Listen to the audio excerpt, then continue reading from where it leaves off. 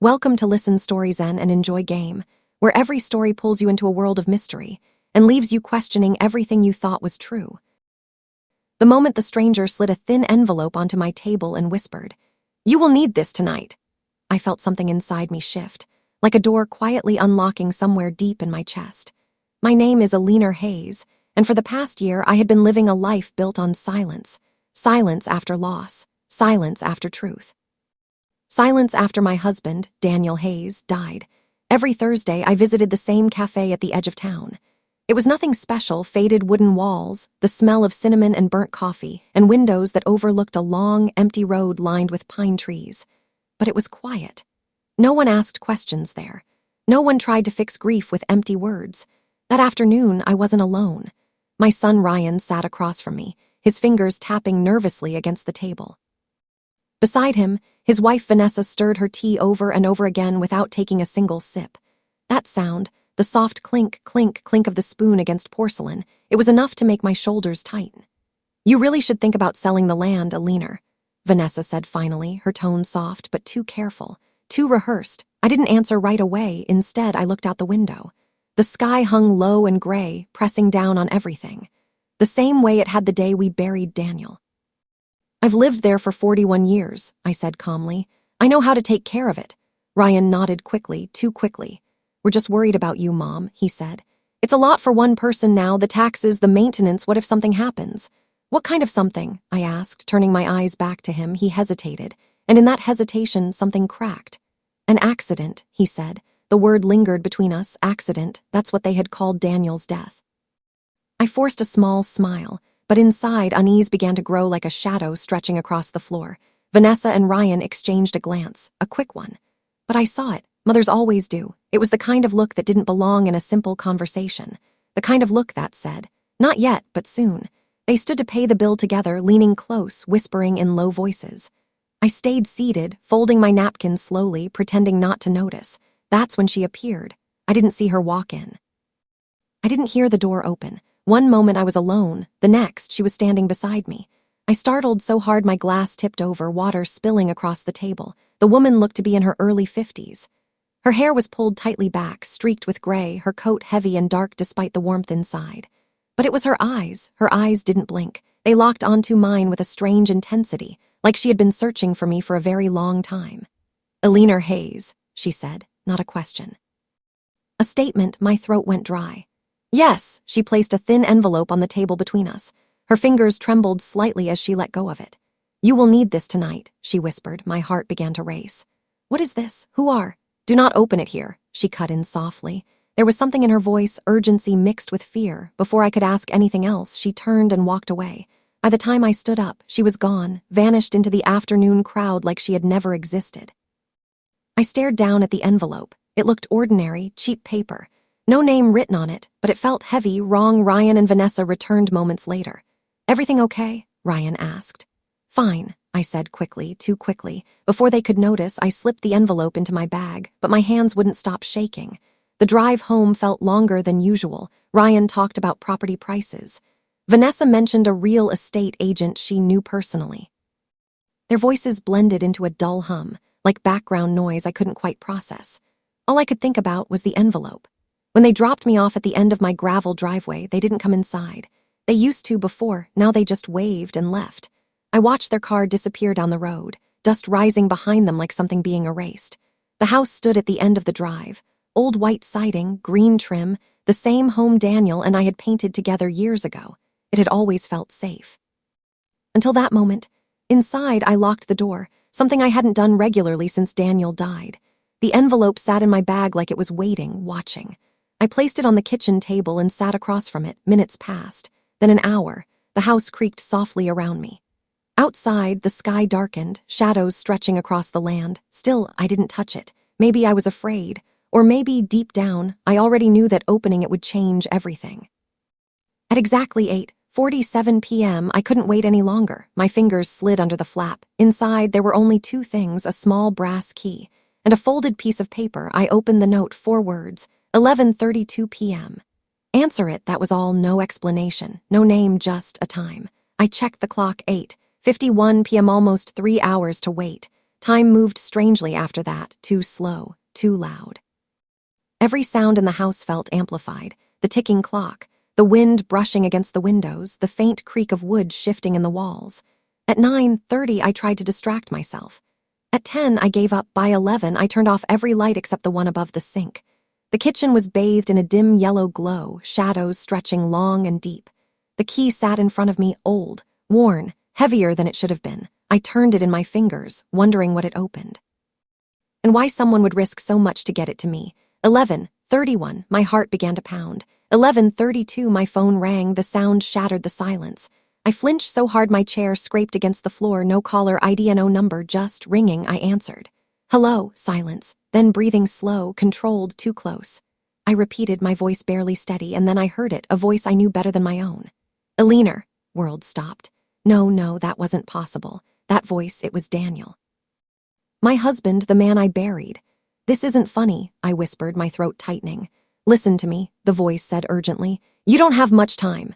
Hands began to shake. You're not real, I said. This is some kind of trick. Do not trust Ryan. Breath caught. Not trust Vanessa. The room felt like it tilted. And do not trust the police. I pressed my hand against my mouth, trying to stop myself from breaking. I whispered, a pause, then softer. I wish I could explain. Filled my eyes. I wish I could tell you everything, but they're already watching. A cold chill ran down my spine. Death wasn't an accident, he continued. What's buried under the land, it's the reason. Buried, the word echoed in my mind. If you let them take the property, everything disappears, everything I tried to protect. Who did this? I whispered. But the line crackled violently, the voice faded, then returned for one final sentence. The truth is under your feet, Eleanor, and you're running out of time. The call ended, just like that, gone, no tone, no trace, nothing. I sat there, frozen, the phone still pressed to my ear. The house no longer felt like home. It felt like a place full of secrets. I checked the call log, no record. It was as if it had never happened, but it had, because my heart was racing, because my hands were shaking, because deep down I knew that voice. And if it was really him, then the man I buried was never supposed to die. That night, I didn't sleep. I sat in the kitchen until dawn, staring at the key, replaying every word. And somewhere between fear and realization, one truth became impossible to ignore. Whatever was hidden beneath my land was powerful enough to fake a death, powerful enough to turn family into strangers, and powerful enough to come for me next. I didn't sleep that night, not even for a second. I sat at the kitchen table as dawn slowly crept across the floor, turning the darkness into a dull gray. The key still rested in my hand, its cold weight grounding me in a reality I wasn't ready to accept. Daniel's voice echoed in my mind. Not trust Ryan, do not trust Vanessa. I had spent years trusting them, loving them, believing they were the only family I had left. Now that trust felt like a weakness, and weakness, I realized. Get me killed. At exactly 8:12 a.m., I saw Ryan's car pull into the driveway, too early, too sudden, too deliberate. My first instinct was to hide everything, the key, the note, my fear.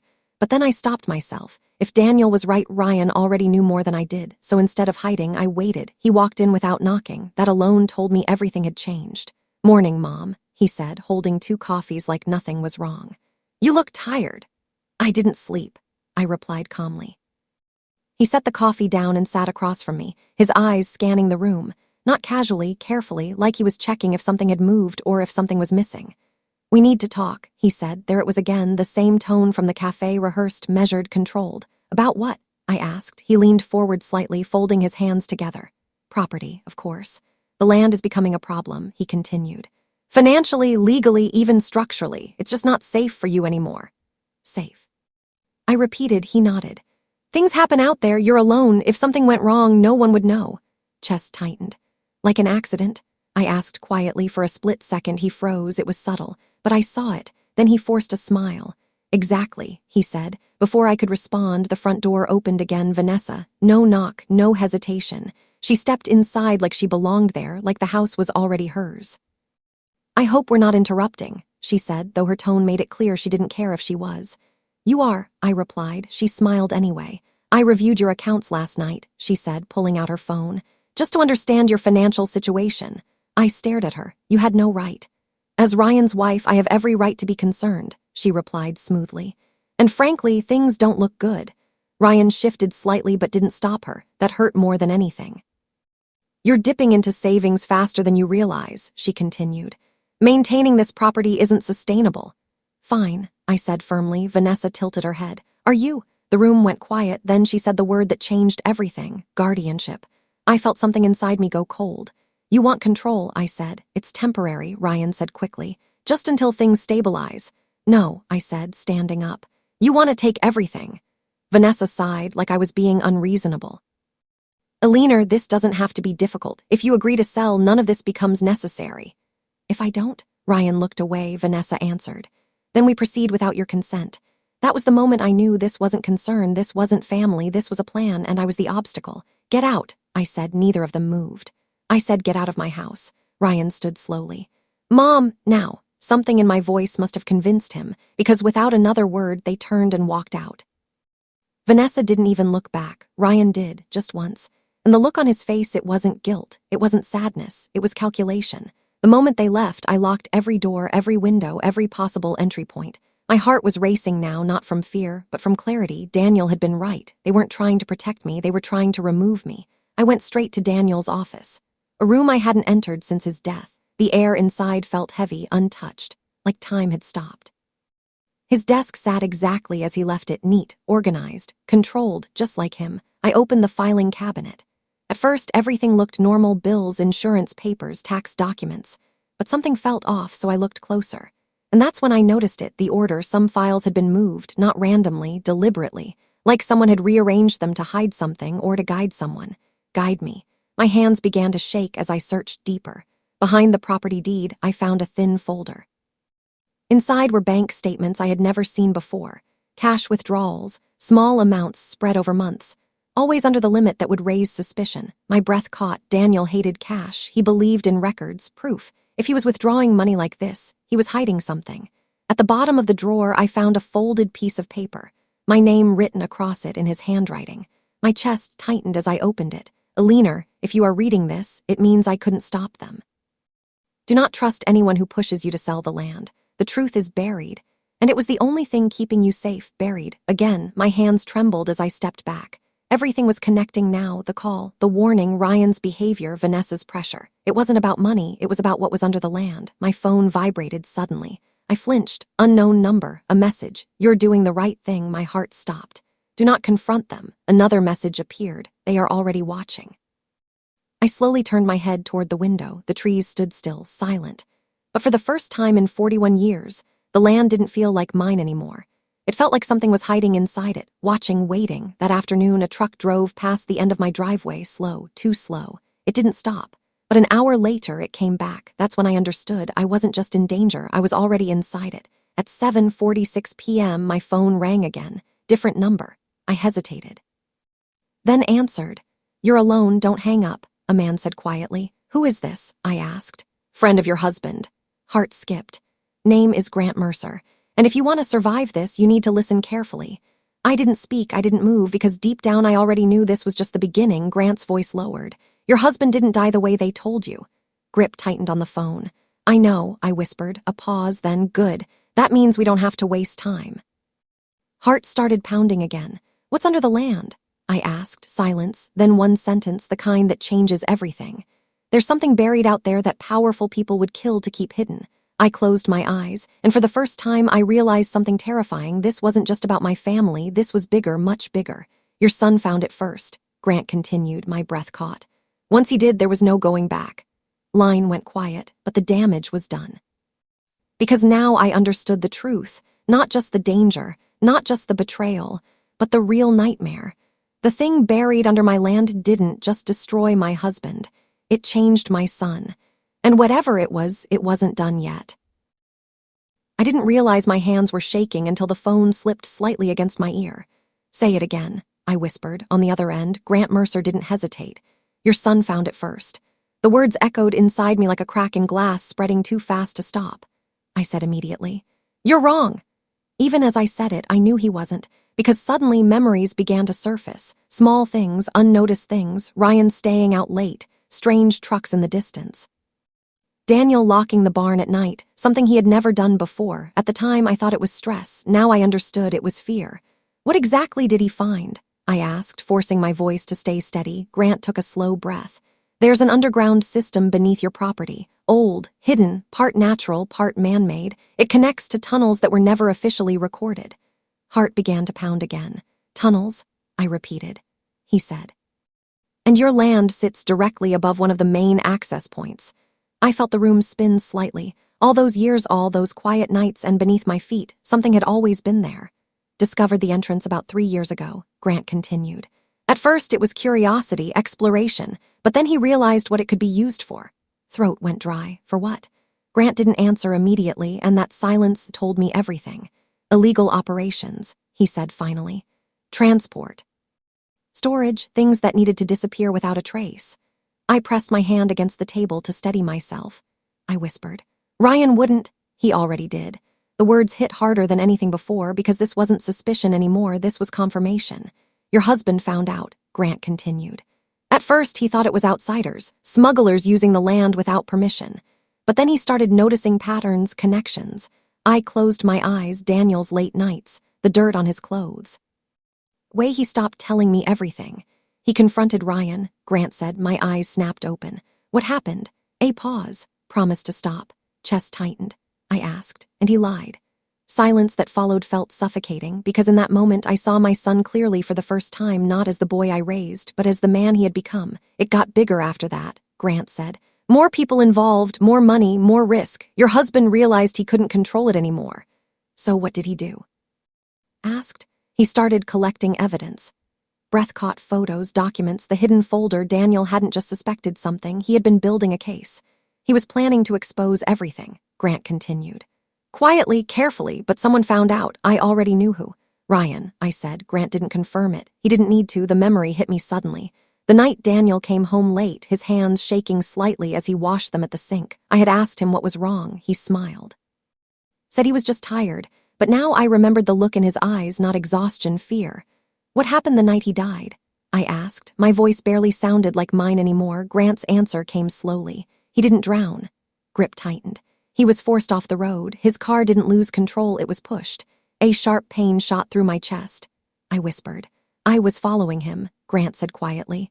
At a distance. He asked me to. He knew something was wrong, but I wasn't close enough to stop it. Filled my eyes. He died thinking he failed you, Grant added. That broke something inside me, not loudly, not violently, just quietly, like something giving up. I lowered the phone slightly, trying to breathe, but the air felt too heavy, too thick, too real. Why are you telling me this now? I asked. Because they're running out of time, Grant said. I froze. What do you mean? They need you gone, soon. A chill ran through me. They've already tried the legal route, he continued. Guardianship, pressure, manipulation. But you didn't give in. I thought of Vanessa's calm voice. Then we proceed without your consent. So what happens next? I asked. Grant didn't hesitate. They escalate. The word hung in the air, heavy, final. Before I could respond, I heard something, a sound outside, faint but deliberate. I turned slowly toward the window. The trees stood still, but near the edge of the driveway, movement, a shadow shifting just out of sight. Grant, I whispered. What is it? He asked immediately. I think someone's outside. Then listen carefully, he said, his voice sharper now. Do not go outside, do not turn on any lights, stay where you are. Heart began to race again, too fast, too loud. The shadow moved again, closer this time. What do they want? I asked. You, Grant said. The answer sent a wave of cold through my body. They don't know what you have yet, he continued. But they know you're a problem, and problems get removed. The back door handle moved slightly, a soft click. I froze. They're testing it, Grant said. Seeing if it's locked. Breath caught in my throat. I had locked it. I was sure I had. The handle moved again, harder this time. They won't force entry yet, Grant said. Not unless they have to. They're watching, waiting. The handle stopped. Silence returned, but it wasn't relief. It was worse, because now I knew they were out there. I can't stay here, I whispered. You shouldn't, Grant agreed. But you can't leave blindly either. My eyes moved to the kitchen table, the key still sitting there. What does the key open? I asked suddenly. Grant paused, then, if I'm right, it leads to the tunnel entrance your husband discovered. Heart pounded. The truth is really buried. Yes, he said. And that key is your only way in. I stared at it, that small, worn piece of metal. It didn't look like much, but now I understood it was everything. To me, Grant said, you have two choices. I swallowed hard. Stay and wait for them to make their move. My eyes shifted back to the window. The darkness felt closer now, heavier. I asked, or you find the truth before they can stop you. The words settled into my chest like a decision already made, because in that moment, fear didn't matter anymore. What mattered was Daniel, the truth, and the fact that my own son had become something I didn't recognize. "I'm going," I said. There was a pause, then, "Good," Grant replied. I grabbed the key, my coat, the flashlight by the door. "Where do I start?" I asked. Grant's voice lowered. "There's an old slope behind your north field. Your husband used to tell you to stay away from it." Breath caught. I remembered. Of course I did. Daniel had always warned me about that area, said it wasn't safe. Now I knew why. "That's where the entrance is," Grant said. I looked toward the back door, the same door someone had just tried to open. "Careful," Grant added. "Once you go out there, everything changes." I tightened my grip on the key. "It already has," I whispered. And with that, I stepped into the darkness. The cold air hit me immediately, sharp. Unforgiving, the land stretched out before me, silent, endless, familiar, and yet completely unknown. Somewhere out there, beneath the ground I had walked on for decades, was the truth. And for the first time, I wasn't afraid of what I might find. I was afraid of who I might become once I did. The cold hit me like a warning, not just the kind that chills your skin, the kind that tells you to turn back. But I couldn't, because somewhere beneath my land, beneath 41 years of memories, was the truth about my husband's death and my son's betrayal. The flashlight beam cut through the darkness as I moved across the field, my boots sinking slightly into the damp earth. Every step felt heavier than the last, like the land itself was trying to hold me back. The trees ahead stood tall and silent, their shadows stretching unnaturally long. I had walked this path hundreds of times, but tonight it felt like I had never been here before. Grant's voice echoed in my mind. The slope behind the north field. I reached it within minutes, and immediately I understood why Daniel had warned me to stay away. The ground dipped sharply, uneven and unstable, covered in loose soil and tangled roots. But it wasn't the terrain that made my chest tighten. It was the silence. No insects, no wind, no movement, just stillness. I moved slowly down the slope, my flashlight scanning every inch. Then I saw it. At first, it looked like nothing more than a patch of disturbed earth. But as I stepped closer, the shape became clear. A metal hatch, half buried, carefully hidden. My breath caught. This was it. My hands trembled as I brushed away dirt and leaves. The metal was cold, worn, and slightly rusted, but intact. And there, on the side, a lock. I reached into my pocket and pulled out the brass key. For a moment I hesitated, because once I opened it, there was no going back. Then I remembered Daniel's voice. "The truth is under your feet." I slid the key into the lock. It fit perfectly. The click echoed louder than it should have, like something waking up. I pulled the hatch open. A rush of cold, stale air rose from below, carrying a faint metallic smell. My stomach turned. Darkness stretched beneath me, endless, silent, waiting. I swallowed hard and aimed the flashlight downward. A narrow metal ladder disappeared into the ground. "Eleanor," Grant's voice came faintly through the phone still in my pocket. "Are you there?" "Yes," I whispered. "I found it." A pause then. "Once you go down, you're not just a witness anymore." I tightened my grip on the flashlight. I already crossed that line. With that, I stepped onto the ladder. Each rung creaked softly under my weight as I descended. The light above grew smaller, fainter, until finally it vanished. The darkness below swallowed everything. When my feet touched the ground, I felt it immediately. The air was different, thick, heavy, like the space itself had been holding secrets for too long. I moved forward slowly. The beam of my flashlight revealed rough stone walls, reinforced in places with old wooden supports and newer metal frames. This wasn't just natural. It had been expanded, modified, used. And then I saw the tracks, faint tire marks, fresh.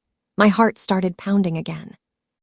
"They're still using this," I whispered. Grant didn't answer. But I didn't need him to, because I already knew. I followed the tunnel step by step. Every sound amplified, the echo of my footsteps, the distant drip of water, the soft hum of something far deeper inside. Then voices. I froze, faint at first, but unmistakable. "Move it before morning. We don't have time. She knows something." My breath caught. They were here. I quickly turned off my flashlight. Darkness swallowed me instantly. The voices grew closer. Footsteps echoed through the tunnel. I pressed myself against the wall, barely breathing. Two figures passed just ahead, their silhouettes barely visible in the dim light further down. "Ryan said we finished tonight," one of them muttered. "And the woman?" the other asked, a pause. "If she becomes a problem, she won't be one for long." Heart stopped. They were talking about me. The footsteps faded, but the damage was done. This wasn't just a secret operation. This was something bigger, organized. Dangerous and completely out of control. I waited until the silence returned, then slowly turned my flashlight back on. My My hands were shaking now, not from fear, but from realization. Ryan wasn't just involved, he was leading this. I moved deeper into the tunnel, and then I found it. A large open chamber my breath caught. Crates lined the walls, metal containers, equipment, stacks of documents. This wasn't small, this was massive. And in the center, a table, covered in files, maps, photographs. I stepped closer, my heart pounding louder with every step. And then I saw it. A photograph, Daniel, standing near this very tunnel, alive. My hands trembled as I picked it up. Behind him, Ryan, my vision blurred. They had been here together, working together, or confronting each other. I flipped through more documents, names, dates, transactions, proof. Daniel had documented everything, just like Grant said, and Ryan was at the center of it all. A sudden noise snapped me back, footsteps, fast, coming back. Someone been here. My blood ran cold. They were just here, spread out. Flashlights snapped on in the distance, beams cutting through the darkness. They knew. I grabbed the nearest file and ran. The tunnel twisted ahead of me. My breath came in sharp bursts. Footsteps thundered behind me. Stop. I didn't. Branches of tunnels split in every direction. I turned blindly, desperately. A hand brushed my coat. I yanked free. Let her get out. The exit. I needed the exit. My lungs burned. My legs screamed. But I kept running. Finally, the ladder. I climbed faster than I thought possible, hands slipping, heart racing. A hand grabbed my ankle. I kicked hard. It released. I pulled myself up and slammed the hatch shut behind me. The lock clicked. Silence for a moment. Nothing moved. Then a loud bang from below. They were trying to get out. I stumbled back, gasping for air. The cold night air hit my lungs like fire. But I didn't stop. I ran across the field, through the trees, back toward the house. My heart pounded with one terrifying truth.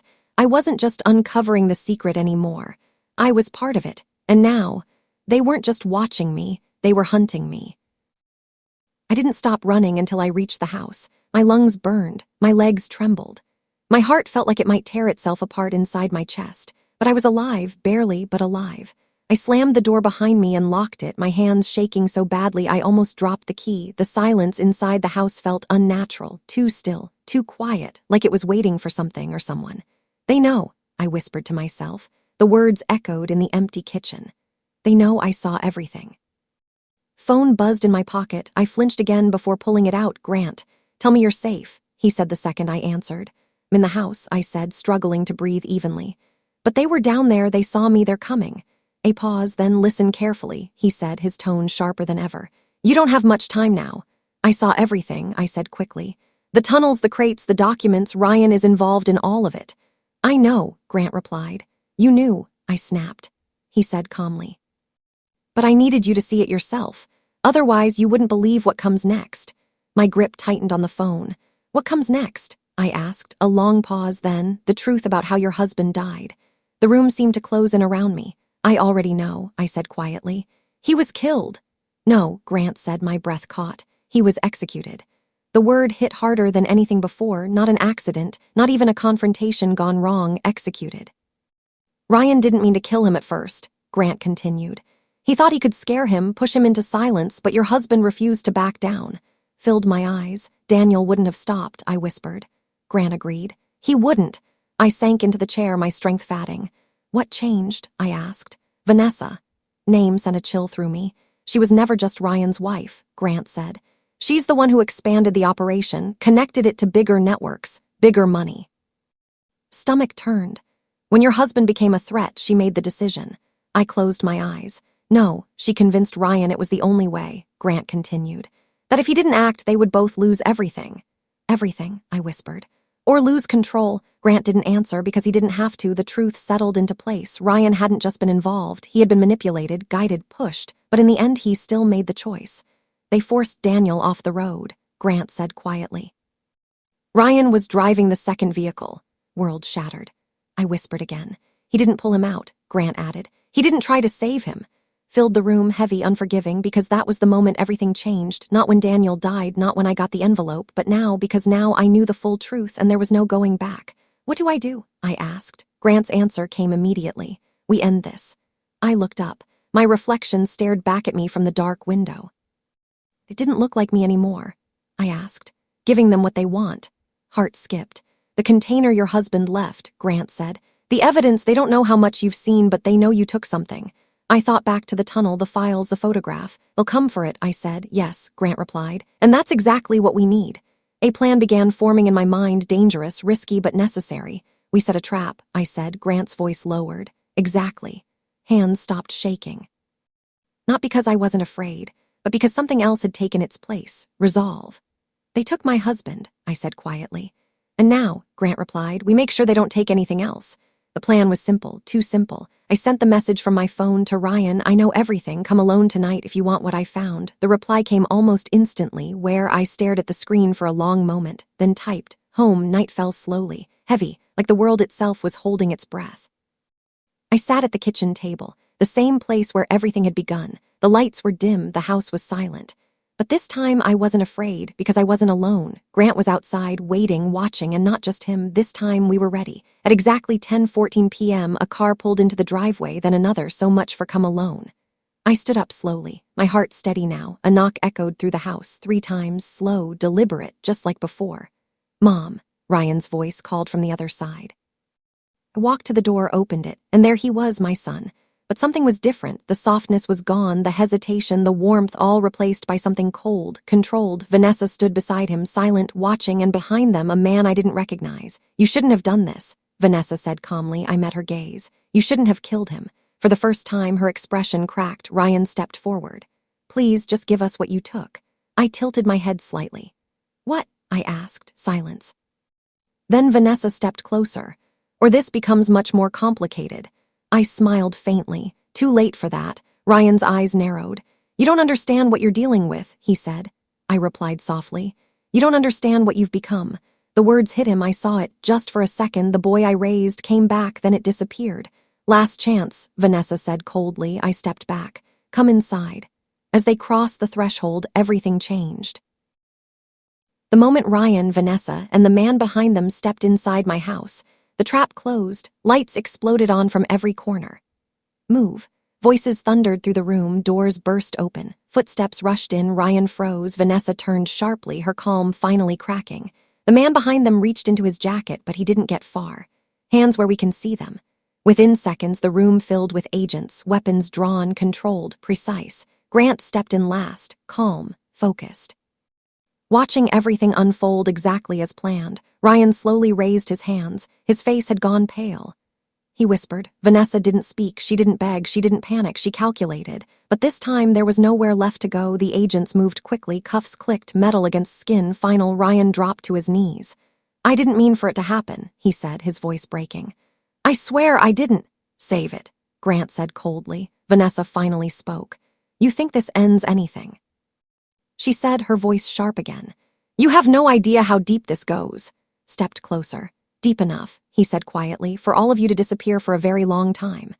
Man with them stayed silent, but his eyes, they said everything. This wasn't over, not completely. But for now it was enough. As they were led away, Ryan looked back at me, tears streamed down his face.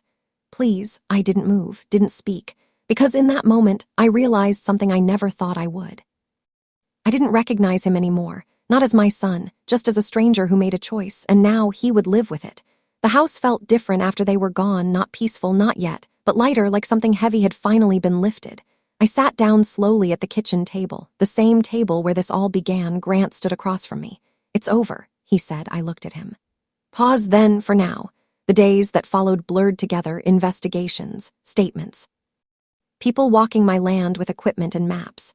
The tunnels were uncovered, documented, sealed. Everything Daniel had tried to expose finally brought into the light. Ryan was charged. Vanessa faced even more. And the man with them, no one told me much about him, only that he wasn't the top, not even close. Weeks later, I stood at the edge of my land, the same place where I had found the hatch. The ground had been sealed, covered, but I knew what was beneath it, and I always would. I received a letter from Daniel's attorney not long after. Inside was something I didn't expect, a trust. Set up months before his death, enough money to protect the property, to protect me. Even in death he had been planning, preparing, protecting. Tears filled my eyes as I read his final note. You were always stronger than you believed, Eleanor. Months passed. Life didn't go back to what it was, it couldn't. But it became something else, something quieter, something mine. I visited Ryan once. He couldn't look at me at first. When he finally did, there was nothing left in his eyes, no anger, no defiance, just regret. Sorry, he said. I studied his face, searching for something, anything, but all I found was the truth. You made your choice, I said quietly, and that was all. I left without looking back because some things don't get fixed. Time moved on, the land remained. So did I, but the silence I once lived in had changed. Now it wasn't empty, it was honest.